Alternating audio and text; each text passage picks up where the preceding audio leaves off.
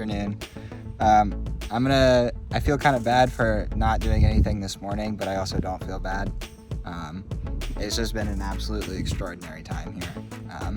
I feel like I'm in my complete element, 360-degree views of vineyards. I feel like I'm living in one right now. But this morning we got up and had breakfast, and I wouldn't say it was the best breakfast we've ever had in a hotel. That's a My pretty... avocado toast was pretty good. Oh, it was? Yeah, it was pretty good. But it was definitely close to it. It was a really beautiful room to have it in. Tomorrow, if the weather's a little bit warmer, we probably will eat outside, which will be nice. But great service. Finally, some good coffee. Oh my gosh, it's been so long since we've had like quality grade coffee. It was much appreciated. So we had breakfast, and then we wandered basically through the vineyards. We walked to our first wine tasting. So Kelly found this place, I guess via the hotel. Yeah, they recommended it. Yeah. It was on their list. So it was a third generation family. It's just at this point, the father and the wife that essentially run and operate the entire vineyards. Obviously have some helping hands for like the harvest and making of the wine and stuff, but he is 20 acres total. Yeah. So very small. 20 acres. And here in the Douro Valley, one of the biggest pieces is half of your I guess make essentially goes to port. So not his port, but port in general. That is required for all winemakers. Yeah, so everybody here is winemakers. He said there's over 33,000 different growers here in the Douro Valley, but only 1,000 actual labeled producers. So it's very uncommon, I think, to not only have your own vineyard, but to produce your own wine, and he's one of them. And this is Quinta de Torres. Yeah, Quinta de Torres. So he's also very non-traditional. He has over 30 different grape types, where here in Douro, really 5 main grape types are the most dominant. I'd say those 5 grape types probably make up over 80% of the total harvest land here. So very non-traditional, but it really works. He takes a lot of care in his blends. Interestingly, for being a non-traditional winemaker where he's doing lots of experimentation with different grape types, he still uses a vineyard that his grandfather planted, which is where the Grand Reserva grapes came from. And in that vineyard, like they did in the 70s and 60s, are just randomly planted vines of different types. So they have lots of different types of grapes scattered throughout, no rhyme or reason, and they still produce the wine fully traditionally, like in stone vats. I would call them pools. Yeah. More than vats, so no stainless steel vats, which is just really uncommon. Everything, foot crushed and everything else, which is just really cool. Yeah, he's definitely an old style winemaker, and it really shows in his wine. You're not getting the taste of playing with your wines. You're just getting the pure, this is the terroir, this is the earth he's working with, the weather he's working with. Apologies, we have some nature occurring behind us. I was making sure it wasn't a snake. I was gonna run if it was a snake. Yeah, we are in the vineyards. So it was a really lovely tasting. I think right now we're gonna go try to grab some lunch back at the hotel. We're gonna have a wine tasting this afternoon at Quinta de Pacheca.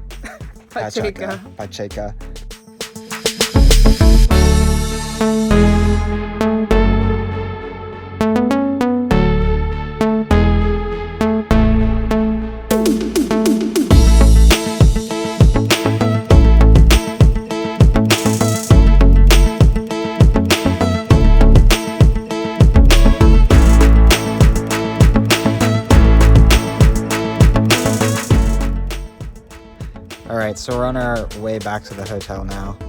We just finished our second wine tasting of the day. This one was a little bit, I guess disappointing. I mean, it was very good. Like, I learned some things, which is very nice, and I feel like during the course of today, or even the past 2 days, I've really learned a lot about port wine, how to distinguish the different types between like a ruby, a vintage ruby, a tawny, like a white port. So it's been nice to be able to, I guess, learn to distinguish the differences. I still can't say that it's my favorite type of wine, but it has its place, and so I've enjoyed learning about it. And this one was one of the bigger producers, started by a woman a long time ago. The property was at one point owned by the owner, or I guess builder, of the hotel that we're staying in, so that was a pretty cool connection. So yeah, I think that we are planning to have an outdoor barbecue tonight, but it's a little chilly and a little windy. I don't know if you can tell, but we both look pretty cold.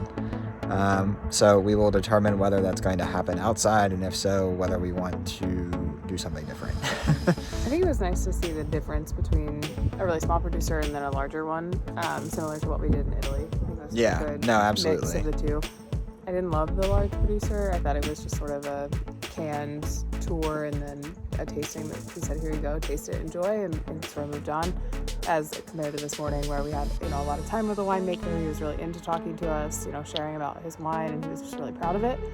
But I think still good to see the difference. No, it was good. And honestly, I mean, blind taste, I think this morning's wines were better too. So Definitely. It was just they had a lot more complexion to them. I felt like the red had more character to it. Like it was just an expressive wine, where the red we got this evening, and part of it may have been the glasses we got it in. They gave us like super cheap, like essentially port wine glasses to taste a red out of. So like it's really hard to tell. Like it's really hard to get a nose out of a red in that small of a glass. So overall, it was fine. I mean, I still learned a lot. I enjoyed the tasting. We got a cheese board. That was nice to be able to sit outside and look at the view and enjoy. And the cheese board was definitely cheaper there than it would have been at Six Senses. So As of now, though, I think I like the tawny port the best so far. Yeah. And we did get to try a white port, which was interesting. It almost, to me, tasted a little bit like grappa, but it was port wine, so it was a not as good grappa, and it contained half the alcohol, so it did neither of the parts that grappa does. Yeah. So yeah, it wasn't the best. But this is a little road now, actually, that we have been walking back and forth all day between the wineries that we've gone to and the hotel. Definitely testing whether my made well boots have been made well. Yeah, I'd say they've passed the test. Knock on On the wood. gravel road back and forth. So. I also want to talk briefly about this vineyard right here. So what you're seeing is the difference between an untrimmed vineyard here. You can see all the leaves still have color, obviously still attached to the plant. And then a trimmed vineyard here. So basically every fall, and it might be a little early now to be honest, but every fall you trim all of the branches off of the vines, leaving the main stalk, and essentially what you see every year is a new growth, and it turns into bud break and then fruit and then repeat process. But we watched a guy this morning when we first got, or I guess we're leaving to our first tasting, and he was just starting to trim this vineyard, and that one guy worked so hard all day. He got through this entire vineyard trimming every plant by hand, leaves with no gloves, like short sleeves. It was amazing. So, good for that guy. And it's really cool now to look at it. You can see the distinguishing barrier between the rocks and his vineyard of where he was able to trim. And I guess maybe this was one that he trimmed yesterday or the day before, but really cool to see. These vineyards are working. They're producing fruit being used, and the guys are out here treating them with care. So you can see kind of in the, I guess, near distance, but it's a little smoky. And we learned on our tour that the wineries are allowed to start burning their crops now. The government actually limits when they're allowed to burn the leaves or burn anything, just so it doesn't cause a massive forest fire. So that's why we've been seeing kind of all over the valley during the day and the evenings, burnings of crops, or burnings of the leaves, I guess, because they're finally allowed to do that. So it's been kind of cool to see, and you can definitely tell where the wineries are that are burning them, because there's just little plumes of smoke here and there. Good morning from our last morning here in the Douro Valley. What an experience. Yeah, we've both really enjoyed it here.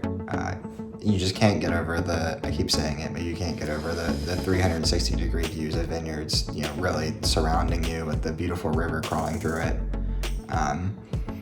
We decided to bail on the barbecue last night. Kelly checked out the menu. There were kind of a few things we were not going to eat, like pork neck, and some other variable squid and mussels, I think. Shellfish. Yeah, so we decided to pass on it. It probably just wasn't going to be worth the money if we weren't going to eat several of the courses they were going to offer to us. So we ended up just ordering from the room, which you can tell is extremely common here because it's very well done. Probably the most well done room service we've had. It was nice. Yeah, but I mean, we have these huge open doors behind us, and so probably can't hear too much on the camera, but we were able to slide, the huge doors open, and we've got a river view here, and then vineyards up top. And at night, there's just the sounds of nature, dogs barking and people hunting, and the birds. And it was just really nice to have kind of a private dinner by ourselves, just to enjoy the nature. And I mean, that's why we're here.